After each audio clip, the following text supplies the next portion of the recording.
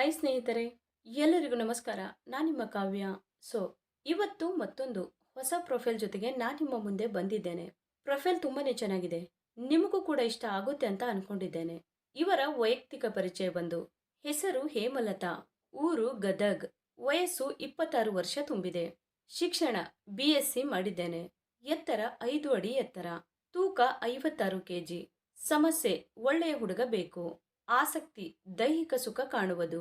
ಮೈ ಬಣ್ಣ ಗೋಧಿ ಬಣ್ಣ. ಹಾಗೇನೆ ಸ್ನೇಹಿತರೆ, ಇವರ ಹತ್ತಿರ ಇರುವ ಟಾಟಾ ಸಫಾರಿ ಕಾರಿನ ಬಗ್ಗೆನೂ ಫುಲ್ ರಿವ್ಯೂ ಕೊಟ್ಟಿದ್ದಾರೆ. ಇದರ ಬಗ್ಗೆನೂ ಸಂಪೂರ್ಣವಾದ ಡೀಟೇಲ್ಸ್ ಕೊಡ್ತಾ ಹೋಗ್ತೀನಿ. ಸ್ಕಿಪ್ ಮಾಡದೆ ಕೊನೆ ತನಕ ನೋಡಿ.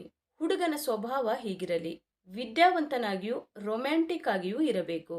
ದೈಹಿಕ ಸುಖ ಕೊಟ್ಟು ಮಾನಸಿಕ ನೆಮ್ಮದಿ ನೀಡಿರಬೇಕು. ಬದುಕಿನ ಆಗು ಹೋಗುಗಳನ್ನ ಎದುರಿಸುವ ಸಾಮರ್ಥ್ಯ ಇರಲಿ. ಆರೋಗ್ಯವಂತನಾಗಿ ಹಾಗೆ ಸದೃಢನಾಗಿ ಇರಬೇಕು. ಓಕೆನಾ? ಬಾಳಿನ ಸುಖ ದುಃಖ ಸಮನಾಗಿ ಹಂಚಿಕೊಂಡು ಬಾಳಬೇಕು. ಹೆಣ್ಣಿನ ಬಗ್ಗೆ ಅಪಾರ ಪ್ರೀತಿ ಗೌರವ ಯಾವಾಗಲೂ ಇರಲಿ. ಬದುಕಿನ ಕನಸುಗಳನ್ನ ನೆರವೇರಿಸುವಂತಹ ಸಾಮರ್ಥ್ಯ ಇರಲಿ. ಮನಸ್ಸಿನ ಮಾತುಗಳು ಹೀಗಿವೆ: ಯೌವನಕ್ಕೆ ಕಾಲಿಟ್ಟರು, ಇನ್ನ ಗಂಡ ಆಗಲಿ ಸ್ನೇಹಿತನಾಗಲಿ ಸಿಕ್ಕೇ ಇಲ್ಲ. ಬದುಕಿನಲ್ಲಿ ತುಂಬಾನೇ ನೊಂದಿದ್ದೇನೆ, ನೆಮ್ಮದಿ ಬೇಕು. ದೈಹಿಕ ಸುಖಕ್ಕಾಗಿ ಮನಸ್ಸು ಹಾತೊರೆಯುತ್ತಾ ಇದೆ. ಒಳ್ಳೆಯ ಹುಡುಗ ಸಿಕ್ಕರೆ ಸಾಕು, ಸಂಸಾರವನ್ನ ಸಾಗಿಸಿಕೊಂಡು ಹೋಗುವೆ. ಅದರ ಬಗ್ಗೆ ಚಿಂತೆ ಬೇಡ. ವರದಕ್ಷಿಣೆ ಸಿಗೋದಿಲ್ಲ. ನಿಮ್ಮ ಜೊತೆ ಹೆಂಡತಿಯಾಗಿಯೂ ಸ್ನೇಹಿತೆಯಾಗಿಯೂ ಬಾಳುವೆ. ನನ್ನ ಸ್ವಭಾವ ಇಷ್ಟ ಆದಲ್ಲಿ ಬೇಗ ಕಮೆಂಟ್ ಮಾಡಿ ತಿಳಿಸಿ. ಹಾಗೇನೆ ಸ್ನೇಹಿತರೆ, ಇವರ ಹತ್ತಿರ ಇರುವ 2022ನ ಟಾಟಾ ಸಫಾರಿ XZ ಪ್ಲಸ್ ನೀವು ಕಾರಿನ ರಿವ್ಯೂ ನೋಡೋದಾದ್ರೆ ಒಳಗಿನ ಫೋಟೋಗಳು ಎಲ್ಲ ಈ ತರಹ ಇದೆ ಅಂತ ಹೇಳಿಕೊಂಡಿದ್ದಾರೆ. ಈ ಕಾರಿನ ಪ್ರೈಸ್ ಬಂದ್ಬಿಟ್ಟು 18,45,000 ಆಗಿರುತ್ತೆ. 2022ನಲ್ಲಿ ಈ ಕಾರನ್ನ ಪರ್ಚೇಸ್ ಮಾಡಿರ್ತಾರೆ. 13,348 ಕಿಲೋಮೀಟರ್ ರನ್ನಿಂಗ್ ಆಗಿರುತ್ತೆ. ಮ್ಯಾನುಫ್ಯಾಕ್ಚರಿಂಗ್ ಇಯರ್ ಬಂದು ಜನವರಿ 2022 ಆಗಿರುತ್ತೆ. ಫ್ಯೂಲ್ ಟೈಪ್ ಬಂದು ಡೀಸೆಲ್ ಆಗಿರುತ್ತೆ. ಟ್ರಾನ್ಸ್ಮಿಷನ್ ಎಲ್ಲ ಕೂಡ ಆಲ್ಮೋಸ್ಟ್ ಮ್ಯಾನ್ಯುವಲ್ ಆಗಿರುತ್ತೆ.